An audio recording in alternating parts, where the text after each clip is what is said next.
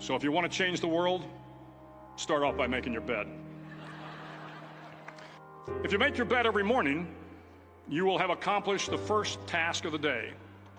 It will give you a small sense of pride, and it will encourage you to do another task, and another, and another. And by the end of the day, that one task completed will have turned into many tasks completed. Making your bed will also reinforce the fact that the little things in life matter.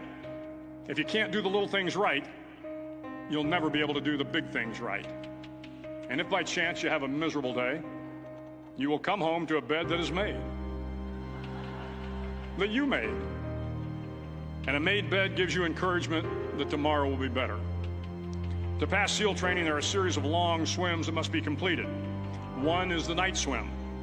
Before the swim, the instructors joyfully brief the students on all the species of sharks that inhabit the waters off San Clemente. They assure you, however, that no student has ever been eaten by a shark, at least not that they can remember. But you are also taught that if a shark begins to circle your position, stand your ground. Do not swim away. Do not act afraid.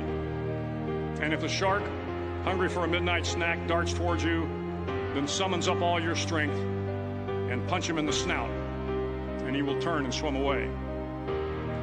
There are a lot of sharks in the world. If you hope to complete the swim, you will have to deal with them. So if you want to change the world, don't back down from the sharks. Over a few weeks of difficult training, my SEAL class, which started with 150 men, was down to just 42. There were now 6 boat crews of 7 men each. I was in the boat with the tall guys, but the best boat crew we had was made up of the little guys, the Munchkin crew, we called them.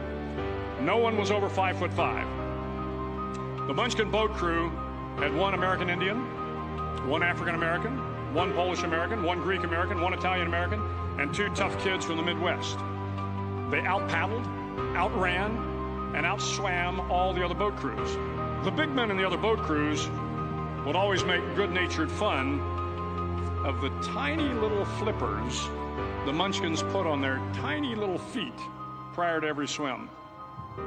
But somehow these little guys from every corner of the nation and the world always had the last laugh, swimming faster than everyone and reaching the shore long before the rest of us. SEAL training was a great equalizer. Nothing mattered but your will to succeed, not your color, not your ethnic background, not your education, not your social status.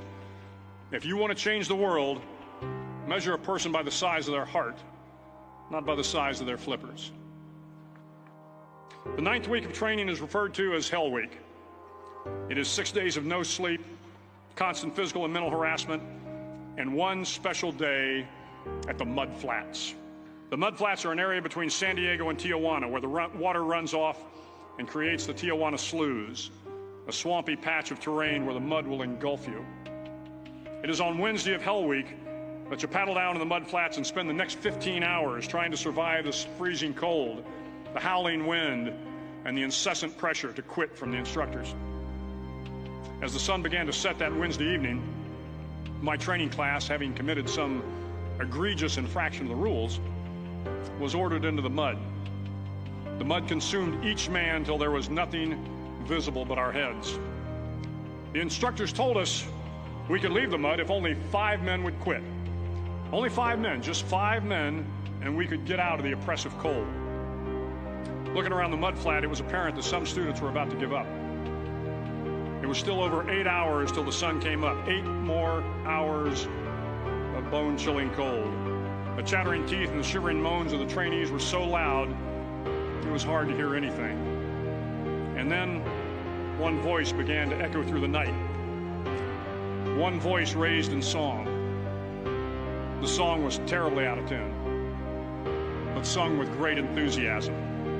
One voice became 2, and 2 became 3, and before long, everyone in the class was singing. The instructors threatened us with more time in the mud if we kept up the singing, but the singing persisted, and somehow the mud seemed a little warmer, and the wind a little tamer, and the dawn not so far away. If I have learned anything in my time traveling the world, it is the power of hope.